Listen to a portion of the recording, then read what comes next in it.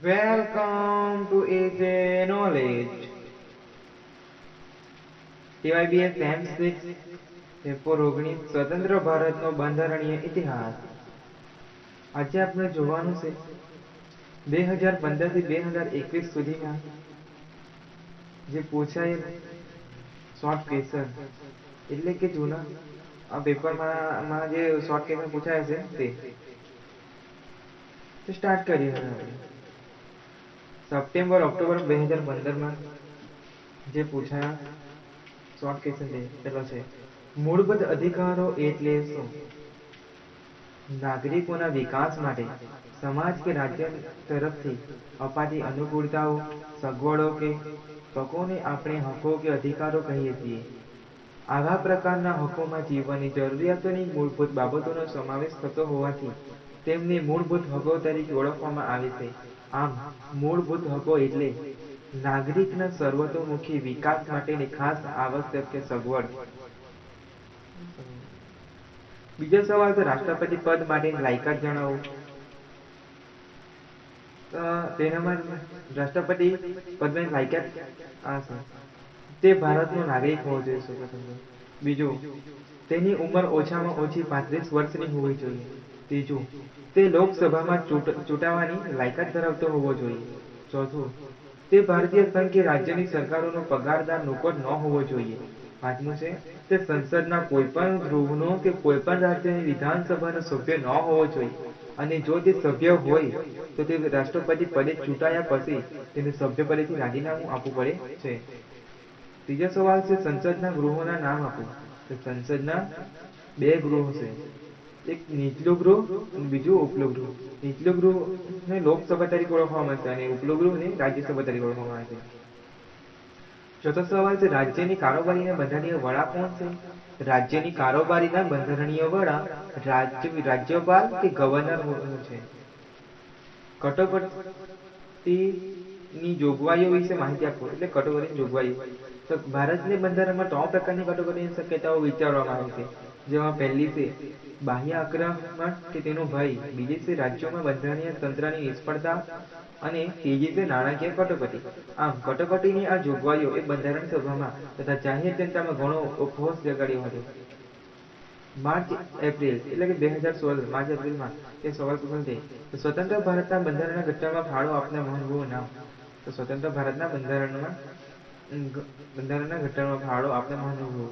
તેમાં છે doctor Rajendra Prasad, doctor Ambedkar, Jawaharlal Nehru, Vallabhbhai Patel, Maulana Azad, doctor Sarojini Naidu, doctor Vijayalakshmi Pandit તથા કમા મુનશી એટલે કે કનૈયાલાલ મણિલાલ મુનશી વગેરે છે. સાતમા સવાલ, સંસદ કેટલા ગૃહની છે? કયા કયા? તો સંસદ બે ગૃહની છે, એક તો નીચલું ગૃહ અને બીજું ઉપલું. નીચલું ગૃહ લોકસભા અને ઉપલું ગૃહ રાજ્યસભા તરીકે ઓળખાય છે. આઠમા સવાલ છે, રાજ્યની કારોબારીના બંધારણીય વડા કોણ છે? રાજ્યની કારોબારીના બંધારણીય વડા રાજ્યપાલ કે ગવર્નર છે. નવમો સવાલ છે, રાષ્ટ્રપતિ પદ માટેની લાયકાત જણાવો. રાષ્ટ્રપતિ પદ માટે તો આગળ આપણે જોઈ જ ગયા કે સૌપ્રથમ તો ભારતનો નાગરિક હોવો જોઈએ. બીજું છે, તેની ઉંમર ઓછામાં ઓછી 35 વર્ષની હોવી જોઈએ. ત્રીજું છે, તે લોકસભામાં ચૂંટાવાની લાયકાત ધરાવતો હોવો જોઈએ. અને ચોથું છે, એ ભારતીય સંઘ કે રાજ્યની સરકારનો પગારદાર નોકર ન હોવો જોઈએ. અને પાંચમું છે, તે સંસદના કોઈપણ ગૃહનો કે કોઈપણ રાજ્યની વિધાનસભાનો સભ્ય ન હોવો જોઈએ. અને તે જો હોય તો તે રાષ્ટ્રપતિ પદે ચૂંટાયા પછી તેને સભ્ય પદેથી રાજીનામું આપવું પડે છે. અને 10મો સવાલ છે, કટોકટી સમયની જોગવાઈઓ જણાવો. તો કટોકટી સમયની આ જોગવાઈઓ હતી, જેમાં પહેલો છે બાહ્ય આક્રમણ કે તેનો ભય. બીજું, રાજ્યમાં બંધારણીય તંત્રની નિષ્ફળતા અને ત્રીજો છે નાણાકીય કટોકટી. 2017 એટલે કે માર્ચ એપ્રિલ 2017માં જે પૂછાયેલી છે શોર્ટ ક્વેશ્ચન. તો ભારતનું બંધારણ ક્યાંથી અમલમાં આવ્યું? તો ભારતનું બંધારણ 26 જાન્યુઆરી 1950ના દિવસથી આવ્યું. પછી 12મો સવાલ છે, મૂળભૂત અધિકારો એટલે શું? તો મૂળભૂત અધિકારો એટલે કે નાગરિકોના વિકાસ માટે સમાજ કે રાજ્ય તરફથી અપાતી અનુકૂળતાઓ, સગવડો કે તકોને આપણે હકો કે અધિકારો કહીએ છીએ. આવા પ્રકારના હકોમાં જીવનની જરૂરિયાતોની મૂળભૂત બાબતોનો સમાવેશ થતો હોવાથી તેને મૂળભૂત હકો તરીકે ઓળખવામાં આવે છે. આમ, મૂળભૂત હકો એટલે નાગરિકના સર્વતોમુખી વિકાસ માટેની ખાસ આવશ્યક સગવડો. 13મો સવાલ છે ભારતમાં સંસદના બે ગૃહ કયા નામે ઓળખાય છે? ભારતમાં સંસદના બે ગૃહ. તો ભારતના સંસદમાં બે ગૃહ છે, એક નીચલું ગૃહ અને ઉપલું ગૃહ. નીચલું ગૃહ એ લોકસભા નામે ઓળખાય છે અને ઉપલું ગૃહ એ રાજ્યસભા નામે ઓળખાય છે. 14મો સવાલ છે આપણા બંધારણ નિષ્પક્ષ ચૂંટણી યોજાય તે માટે શાની જોગવાઈ કરી છે? તો આપણા બંધારણે નિષ્પક્ષ ચૂંટણી યોજાય તે માટે સ્વતંત્ર ચૂંટણી પંચની જોગવાઈ કરી છે. 15મો સવાલ છે ભારતના બંધારણમાં કઈ 3 પ્રકારની કટોકટીની શક્યતાઓ વિચારવામાં આવી છે? તો 3 પ્રકારની કટોકટી, જેમાં છે બાહ્ય આક્રમણ કે તેનો ભય, બીજું છે રાજ્યોમાં બંધારણીય તંત્રની નિષ્ફળતા અને ત્રીજું છે નાણાકીય કટોકટી. તો માર્ચ એપ્રિલ 2018માં જે શોર્ટ ક્વેશ્ચન પૂછાયેલા છે તેમાં જોઈએ તો સ્વતંત્ર ભારતના પ્રથમ ગવર્નર જનરલ કોણ હતા? તો સ્વતંત્ર ભારતના પ્રથમ governor general Lord Mountbatten હતા. 17મો સવાલ છે ભારતનો નાગરિક કઈ ઉંમરે મતાધિકાર મેળવે છે? તો ભારતનો નાગરિક 18 વર્ષની ઉંમરે મતાધિકાર મેળવે છે. 18મો સવાલ સંસદ કેટલા ગૃહની છે? કયા કયા? તો સંસદ બે ગૃહોની છે, એક છે નીચલું ગૃહ અને ઉપલું ગૃહ. નીચલું ગૃહ લોકસભા અને ઉપલું ગૃહ રાજ્યસભા તરીકે ઓળખાય છે. હવે જોઈએ 19મો સવાલ રાજ્યના મુખ્યમંત્રી નિમણૂક કોણ કરે છે? રાજ્યના મુખ્યમંત્રી નિમણૂક રાજ્યપાલ કે ગવર્નર કરે છે. 20મો સવાલ છે ભારતના બંધારણમાં કેટલા પ્રકારની કટોકટીની શક્યતા વિચારવામાં? 3 પ્રકારની કટોકટીની શક્યતા વિચારવામાં આવી છે. જેમાં પહેલી છે બાહ્ય આક્રમણ કે તેનો ભય, બીજી છે રાજ્યમાં બંધારણીય તંત્ર નિષ્ફળતા અને નાણાકીય કટોકટી. માર્ચ એપ્રિલ 2019, તો માર્ચ 2019માં જોઈએ તો શોર્ટ ક્વેશ્ચન જેમાં છે ભારતનું બંધારણ ક્યાંથી અમલમાં આવ્યું? આ આગળ આપણે જોઈ ગયા છે. તો ભારતનું બંધારણ 26 જાન્યુઆરી 1950ના દિવસે અમલમાં આવ્યું. પછી આ 22માં રાજ્ય નીતિના માર્ગદર્શક સિદ્ધાંતો એટલે શું?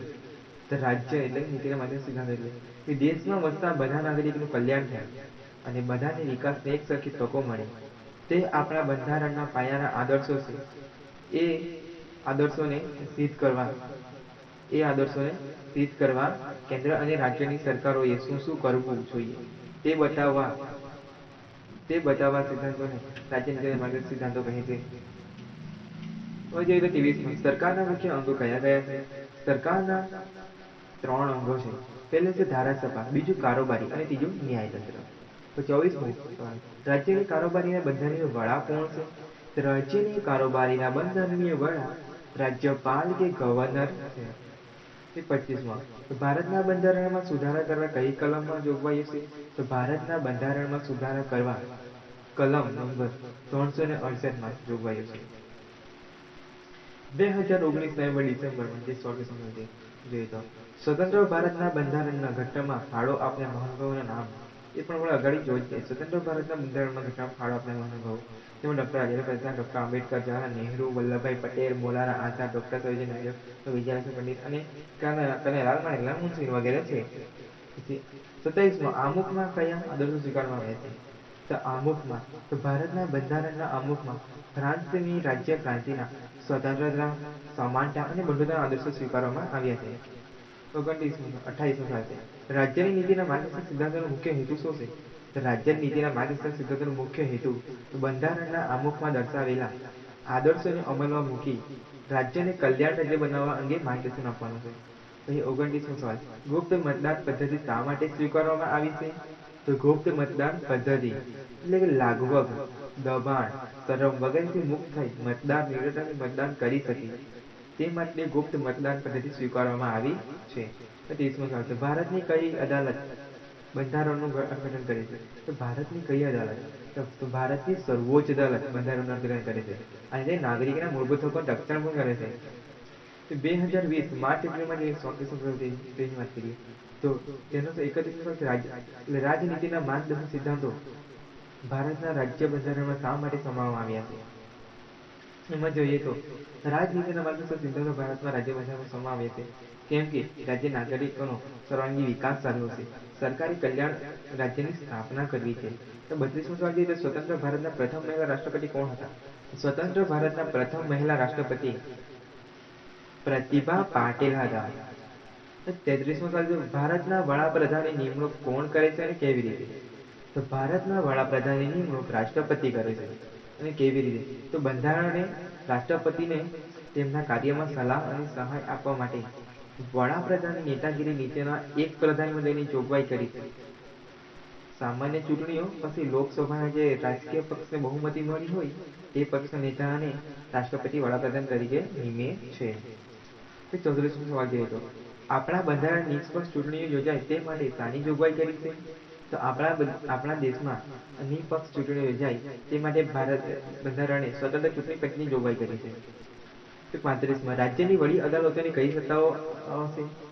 તો રાજ્યની વડી અદાલત અને નાગરિકોના મૂળભૂત હકોના ભંગ બદલ કોઈ વ્યક્તિ સત્તામંડળ કે સરકાર સામે આદેશો, હુમલો અથવા પરમાદેશ, બંદી, પ્રત્યક્ષીકરણ જેવા આજ્ઞાપત્રો ફરમાવવાની તથા રીટ કાઢવાની સત્તા છે. એટલે કે દરેક વડી અદાલતને રાજ્યમાં જે પ્રદેશોમાં તેની હુકુમત વિસ્તરતી હોય તે પ્રદેશમાંથી તમામ અદાલતો અને ન્યાયપંચ ઉપર દેખરેખ રાખવાની અને કાર્યવાહી નિયમન કરવાની સત્તા ધરાવે છે. હવે જોઈએ 2021 જાન્યુઆરી 2021માં જે 100 હતી તો ભારતના રાજ્ય બંધારણમાં આમુખનું મહત્વ સમજાવો.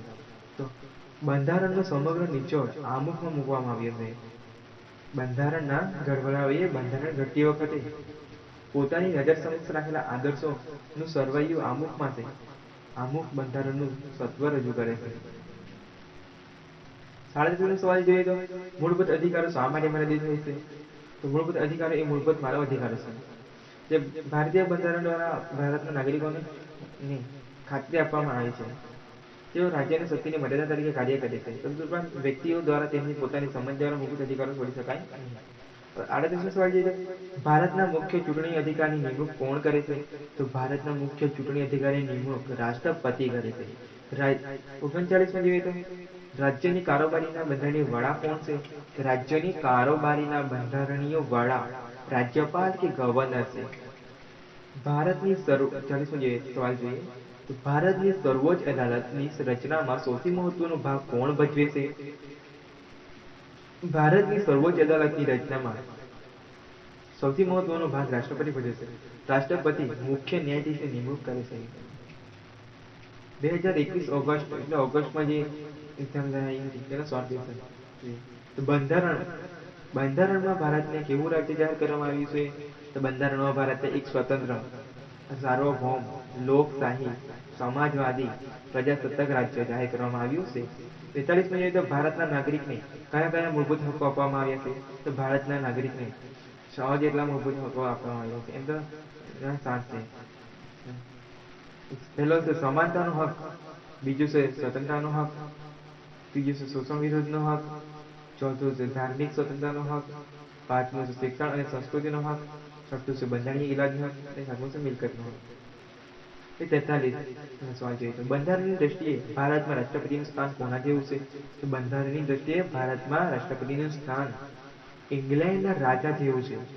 44મો સવાલ સરકારના મુખ્ય અંગો કયા છે? ધારાસભા શું કામ કરે છે? સરકારના મુખ્ય 3 અંગો છે. એક તો ધારાસભા, બીજું કારોબારી અને ત્રીજું ન્યાયતંત્ર. તેમાં ધારાસભા એ છે ને કાયદા ઘડવાનું કામ કરે છે. 45મો સવાલ છે 45માં લોકસભાના અધ્યક્ષ કયા નામે ઓળખાય છે? તમને ખબર હશે કે લોકસભાના અધ્યક્ષ સ્પીકરના નામે ઓળખાય છે. હવે 46 આપણા બંધારણની નિષ્પક્ષ ચૂંટણી યોજાય તે માટે શાની જોગવાઈ કરી છે? આપણે અગાઉ જોઈ છીએ કે આપણા બંધારણની નિષ્પક્ષ ચૂંટણી યોજાય તે માટે સ્વતંત્ર ચૂંટણી પંચની જોગવાઈ કરી છે. હવે 47 રાજ્યનો બધો વહીવટ કોના નામે ચાલે છે? રાજ્યનો બધો વહીવટ રાજ્યપાલ એટલે ગવર્નરના નામે ચાલે છે. 48મો સવાલ જોઈએ તો ભારતના બંધારણમાં કેટલા પ્રકારની કટોકટીની શક્યતા વિચારવામાં આવી છે? કઈ કઈ? તો ભારતના બંધારણમાં 3 પ્રકારની કટોકટીની શક્યતા વિચારવામાં આવી છે.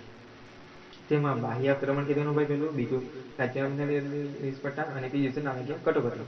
39મો સવાલ છે સર્વોચ્ચ અદાલતના શું કામ હશે? તો સર્વોચ્ચ અદાલત બધી અદાલતોની ઉપરી છે. એટલે કે દેશની બધી અદાલતો ઉપર અંકુશ રાખે છે. જે બંધારણનું અર્થઘટન કરે છે અને નાગરિકોના મૂળભૂત હકોનું રક્ષણ કરે છે. તે રાજ્યો વચ્ચેના તથા કેન્દ્ર રાજ્યો વચ્ચેના મતભેદ દૂર કરે છે. તે રાષ્ટ્રપતિને કાનૂની સહાય આપે છે. હવે જોઈએ રાજ્યપાલનું કામ શું છે? એટલે 50મો સવાલ તો રાજ્યપાલનું કામ તો રાજ્યપાલને વહીવટી, ધારાકીય, નાણાકીય તથા ન્યાય વિષયક સત્તાઓ આપવામાં આવેલી છે. રાજ્યપાલની સત્તાઓ અને કાર્યો રાષ્ટ્રપતિની સત્તા અને કાર્ય સાથે મળતા આવે છે. બીજું છે કોઈ પણ રાજ્યમાં બંધારણીય તંત્ર નિષ્ફળ જાય ત્યારે રાષ્ટ્રપતિ રાજ્યપાલ રાજ્યનો વહીવટ સંભાળે છે અને પોતાના સલાહકારોની સહાયથી રાજ્યનો ભાર કારભાર ચલાવે છે. હવે કોઈ પણ ખરડો ત્રીજું છે, કોઈ પણ ખરડો તેમની સહી વગર કાયદો બની શકતો નથી. એટલે કોઈ પણ ચોથું છે, કોઈ પણ નાણાકીય ખરડો તેમની સંમતિ પછી જ વિધાનસભામાં પછી રજૂ કરવામાં આવે. પાંચમો, તો રાજ્યપાલની રાજ્યની વડી અદાલતે ગુનેગારને ફરમાવેલી સજાનો અમલ અટકાવવાની, સજા માફ કરવાની કે તેમાં ઘટાડો કરવાની સત્તા હોય છે. આ વિડીયો જો તમને પસંદ આવ્યો હોય તો એને લાઈક કરો, સબસ્ક્રાઈબ કરો અને શેર કરો. અને